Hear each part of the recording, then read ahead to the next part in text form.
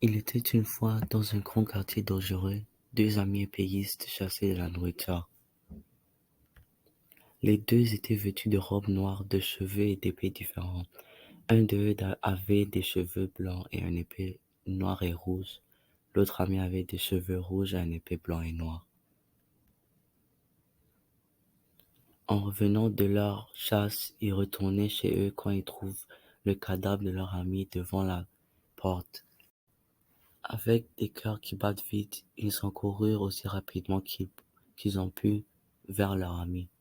Ils ont trouvé que leur ami était déjà mort il y a longtemps et qu'ils ne pouvaient plus rien faire pour le sauver. En regardant plus au corps, l'épéiste aux cheveux blancs a trouvé un poignard avec une sorte de drapeau sur le manche, rentré dans l'estomac. Ils ont remarqué que le drapeau illustre le marque de la gang des 63e.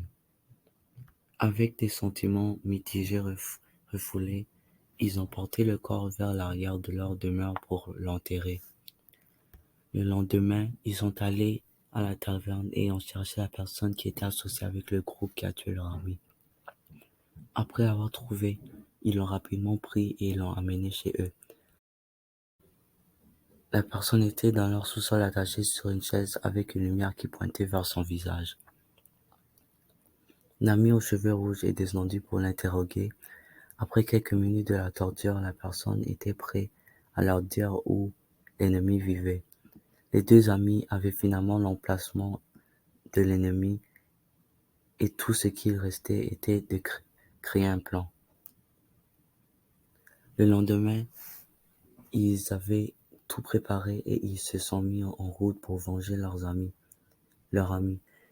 Quelques heures plus tard, après avoir marché sans arrêt, ils étaient arrivés à leur destination, un temple dans les nuages posé sur une très haute montagne. Puisqu'il était le soir, ils sont allés se reposer au pied de la montagne pour commencer leur attaque surprise tôt le matin. Le jour suivant, ils se sont réveillés et sans parler, ils ont pris leurs affaires et ont couru la montagne avec une rage ardente dans leurs yeux. Ils sont arrivés quelques secondes et ont commencé leur attaque. Puisqu'aucune personne dans le groupe de l'ennemi était prêt, les deux amis ont réussi à vaincre presque tout le monde. Ils pensaient qu'ils avaient battu tout le monde quand un des ennemis, qui n'était pas inconscient, a poussé un bouton qui a réveillé le chef du groupe et a alerté des intrus. Les deux amis allaient quitter le temple avec satisfaction quand le grand chef a apparu devant eux pour une bataille. Ils ont eu une très grosse bataille que les deux amis ont gagnée, mais avec des blessures très graves. Ça leur a pris beaucoup plus de temps pour rentrer à la maison, car leurs blessures ne devraient pas être prises comme des blagues.